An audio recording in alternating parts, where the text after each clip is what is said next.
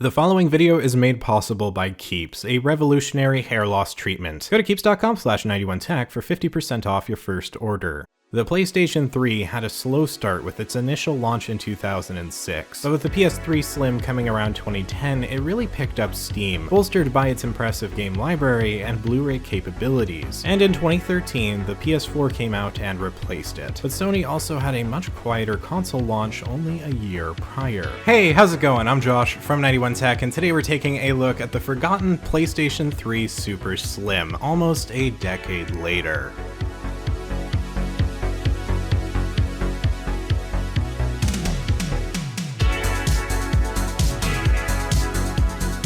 For starters, of course, forgotten is a relative term. You very well may not have forgotten this console. I'm sure many of you watching this actually had it. If you clicked this video, there's a reason for it, right? That being said, when you see people talk about the PlayStation 3 nowadays, typically they're talking about the PS3 Slim or the original version. You don't see the Super Slim getting brought up very often. And why is that? Well, it came out in late 2012, only a year before the PS4, so inevitably people would forget about it pretty quickly. And this PS3 model in particular didn't really bring anything new to the table. As the term Super Slim would imply, it's significantly smaller than past PS3s, being 20% smaller and 25% lighter than the PS3 Slim, which came out only 3 years earlier. This console is really compact. It's something that when holding it barely feels like an actual system, but at the time of its release it was one of the best on the market, with the next generation not coming for another full year. Of course, it's nothing compared to what the PS2 Slim managed to do compared to the original PlayStation 2, but looking at the Slim versus the PS3 and without the logo on top of the console, I doubt most people would recognize these as the same system, but they are, with all the same hardware and Blu-ray reading capabilities. The biggest mechanical difference is the sliding disc cover on top as opposed to the slot loading tray used on every other console since the original PS3. Normally you would just give the console the disc and it kind of just eats it up, whereas with the Super Slim you need to hit the eject button, put the disc in, and then manually slide the cover closed. This is admittedly a little bit of a pain because you're going to need to wait those extra couple seconds to fidget with placing the disc in as well as closing the cover, and that's going to be even more annoying if it's in like a shelf in your entertainment unit and there's not a lot of space. But there are some advantages as well. For one, you can remove the disc while the console is turned off, which for me, as someone who has a bad habit of storing away consoles without checking if a disc is still inside, is a huge bonus. As well as that, closing and opening the cover is way more satisfying than it has any business being. But ultimately it does feel really cheap, and I'm not sure how much money this really would have saved Sony, but it does significantly degrade the premium quality of the console. Beyond the disc tray though, it's the PS3, plain and simple, with only a couple minute differences aside from the plastic design. We still have 2 USB ports up front and none on the back, which annoys me especially because there were already a good few USB powered peripherals like the PlayStation Move, as well as the need to charge your PS3 controller, but I digress, and in the very least the PS3 Slim had the same, so it's technically not a downgrade. The original PS3 though did have 4 USB ports, so whatever. We are missing the infrared port for remote controls, which is an odd exclusion, but beyond that the ports are identical to past PS3s. You still have Ethernet, HDMI, optical out, AC in, and an AV multi-out port. And the AV port is actually the same as the one on the PS2, and believe it or not, even the original PlayStation. Sony used the same AV port for nearly 20 years, something that is actually kind of mind-blowing, and I have to give Sony props for this extremely obscure method of keeping compatibility between their consoles, one that would be removed only a year later with the PS4, as it of course only offers HDMI out. And while it is cool we have the same port here that we've had forever, in reality there's no world where you would want to use the AV over the HDMI, as you can't achieve HD video. Except, for whatever reason, the Super Slim didn't include an HDMI cable in the box, only component. Why on earth did they do that? Was it really so much more expensive to put an HDMI cable over these old things? I mean, I'm cool with keeping the AV port, why not, right? But not having an HDMI cable in the box means that you just know there were people who bought this system and proceeded to never realize that they should be playing on their big HD TV with HDMI. Or, you know, people who just never bothered buying an HDMI cable because they didn't know the difference. It's just a pointless move, and I really can't believe it would have saved them that much money, which makes me question how much thought was put into this whole package. Of course, HDMI was relatively new in 2012, but not to the point where it was so expensive to include a cable in the box. And before we get going into the rest of the video, ad time. Hey Josh! Aaron? You gotta help me. Look at this. I was just showering this morning and I noticed that my hair was falling out. Do you have any hair product that can help me with this issue I have going on right now? Actually, you know what? I have the product for you.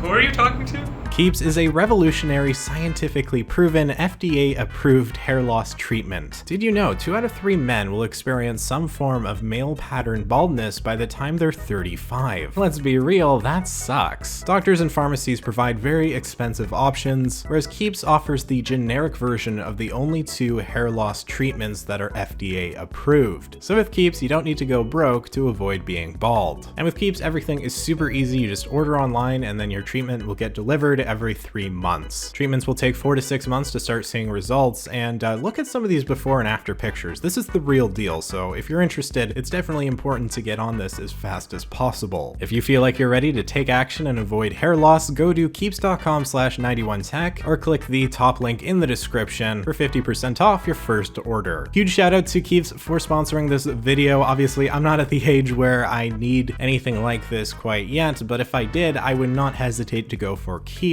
It's a fantastic product, and I'm not even just trying to sell you on it, it really is. The reviews speak for themselves. Again, that's keeps.com/91tech for 50% off your first order. Aaron? It worked, Josh. It worked. Look. Where have you been the last 6 months? And holy crap, your hair is nuts. Oh, this? This is just a wig. But look though, Keeps really did work. My hair is as luscious as ever. Try Keeps today. So, where were we? Oh yeah, the PlayStation 3 Super Slim's design. While it might look lower quality than the Slim, it's not all bad, and it is much more compact. One thing I really like is the extremely easy access to the hard drive. You can just take off the side panel and boom, there it is. If you were to throw an SSD in here, you'd have basically the best possible PS3 experience, minus the PS2 backwards compatibility, something that was removed after the first couple PS3s that came out back in 2006. Even my old PS3 here unfortunately can't play PS2 games, although any system, including the Super Slim PS3, is backwards compatible with any PS1 disc, which is pretty cool. Ultimately, the big change here was the design and not much else. We've got what I've seen called a mix between the original PS3 and the Slim designs, and I'd say that's not too far off. There's the same curvature on the top with glossy plastic on the sides, then a horizontally riveted middle area over the disc cover. I'd say it's not a bad looking console by any means, but I also do think it looks much cheaper than previous PS3s. It's just so obviously in-your-face plastic. And I think with the PS4 right around the corner when this came out, that's not necessarily a terrible thing. Clearly Sony wanted to cut costs in production, and as much as making it all look cheaper hurts, if those savings are passed on to the consumer, then it's going to be a worthwhile trade-off. Except of course they weren't. The Super Slim would not get a price reduction whatsoever, at least when first coming out. With a 250 gig system coming with Uncharted 3 for $270, or for $300 you would get 500 gigs and Assassin's Creed 3. The Slim PS3 was sold with 160 gigs of storage for $250 at this point. Less money, albeit with less storage space and no included game. But I mean, I think most people would agree, it looks nicer. The console probably should have been priced at a flat $200, and in that case it would have been kind of a no-brainer for those looking to buy a gaming machine ahead of the PS4 launch. Regardless, the Super Slim would be sold for a number of years, and of course get price reductions as time went on. It was sold all the way until 2017, when the 500 gig model was finally retired 4 years after the PS4 came out. And that makes a total of 5 years for the Super Slim. It's a pretty impressive shelf life for a console of its age, but with no backwards compatibility of PS3 titles on PS4, it makes sense there would be at least a small demand for the older system for the years moving forward, as the next generation game library would take a while to get slowly bigger and better. This is a huge contrast to how Sony has done things this time around with the PS5. Only the PS4 Slim of PS4s are being sold, but even that can be difficult to find from retailers, and it still seems to be quite expensive at $300. Of course, any sale will bring that down to $200, no problem, and that would be more worth it, but because the PS5 can actually play PS4 titles, it makes the older console kind of a pointless buy, especially with the PS5 digital edition only coming in at $400, $100 more than the retail price of the PS4 Slim. And on the other side of the aisle, the Xbox Series S is also $300, so yeah. And okay, yes, the PS5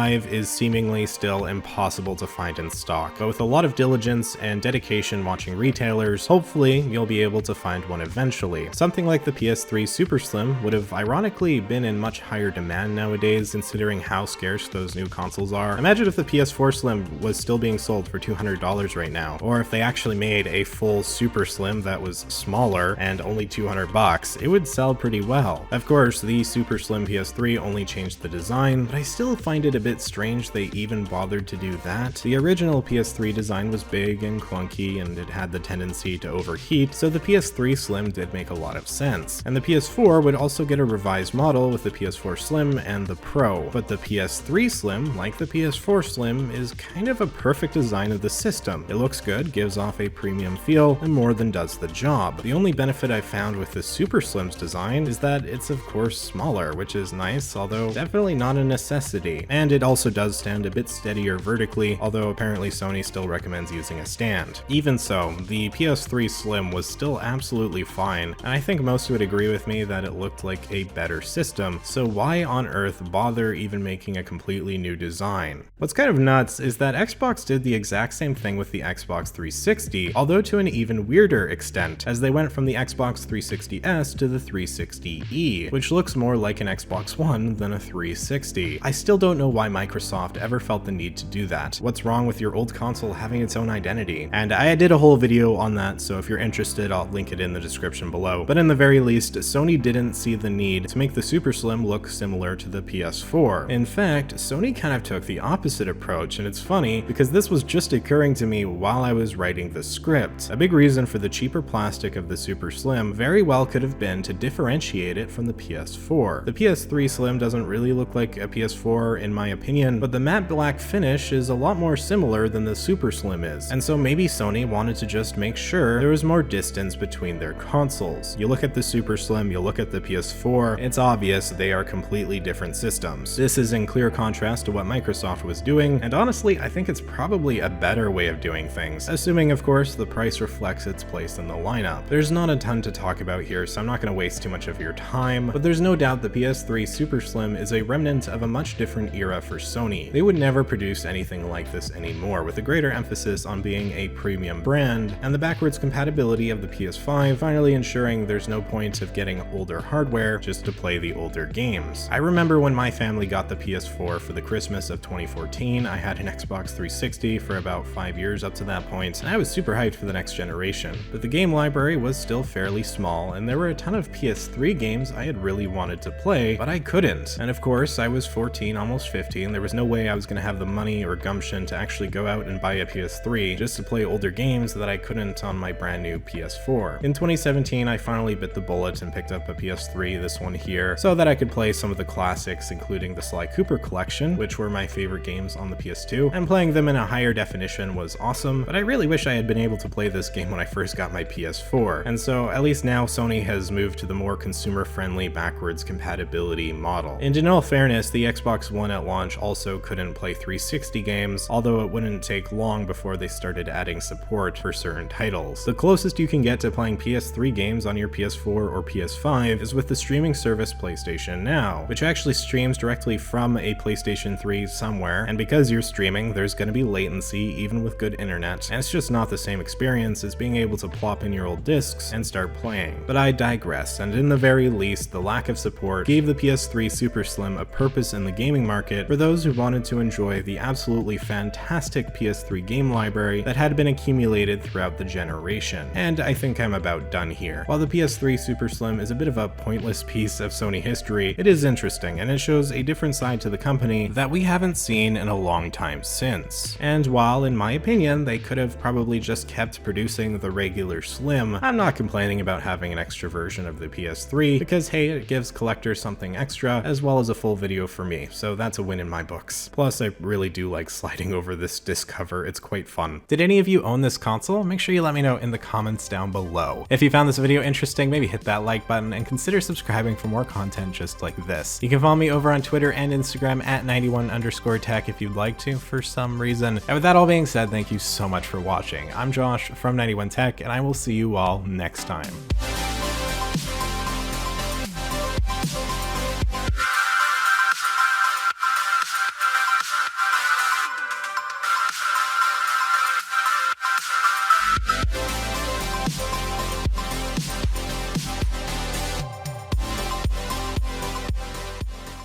Wow. We love keeps on this channel. Try it. Try it today. Keeps.com/91tech. Do it. Keeps.com/91tech. Do it. I mean, look at my hair. If Keeps can do this to Gorgeous. my hair, What a gorgeous man. look what it could probably do to yours. Probably. Wow. Whoa. Try it. Whoa. You didn't actually use it. This is an ad. So don't. Try it today. I'm not dishonest. 91tech. Use Yeah. code. Yes. It's not a code, it's just the website. Oh.